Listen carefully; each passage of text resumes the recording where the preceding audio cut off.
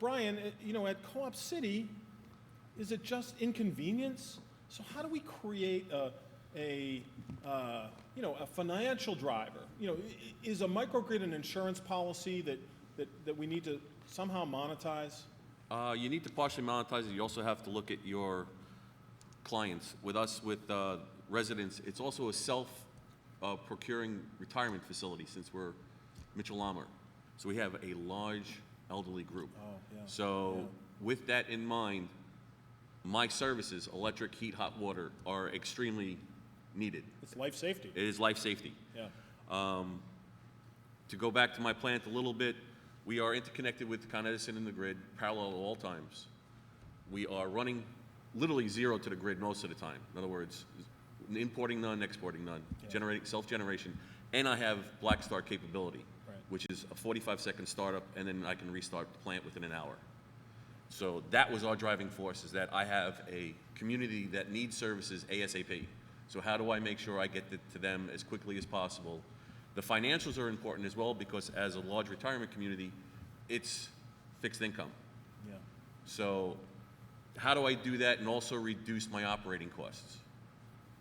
Was the combination of the two. Yeah, so multiple factors, but certainly reliability and mission. And mission, yes. And mission were critical. Jim or Tom, any other thoughts on sort of, the value proposition for resiliency? Well, when we put our gas turbine in, we put it in for economics only, and that's basically saving electrical costs. We did not promise any additional reliability improvements to our grid. Now that we've had 3 or 4 hurricanes come through, we've gone island mode, and the cogen has really proven itself to be able to handle about 13 megawatts of load. So the conversations have started now. Should we factor in resiliency, and how do you put that how do you monetize that? This past storm sort of gave us an example. The university was down for 5 days. Not due to electricity, but the university administrators now realize that we could have been down if something had taken our gas turbine out. We would have been black for 3 or 4 days. So one way to monetize that would be to just look at the salaries for 3 or 4 days for the entire university. It's a lot of money. That'll pay for a lot of equipment in your central plant.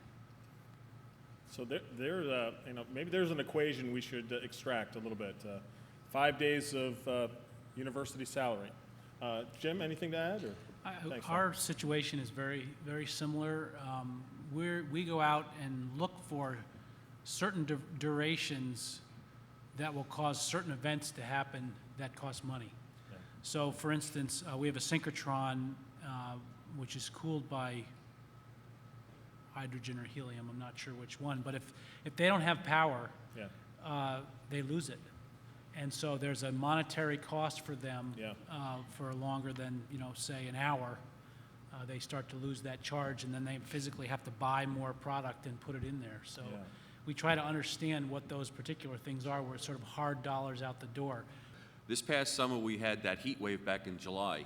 One of the additions with a microgrid is we were able to assist Con Edison in exporting power to the Bronx section.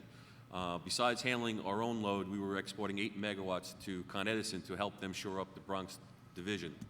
And while we do have the extra capability, it's the idea that we, as microgrids, can also assist the main municipalities in supporting their own grids.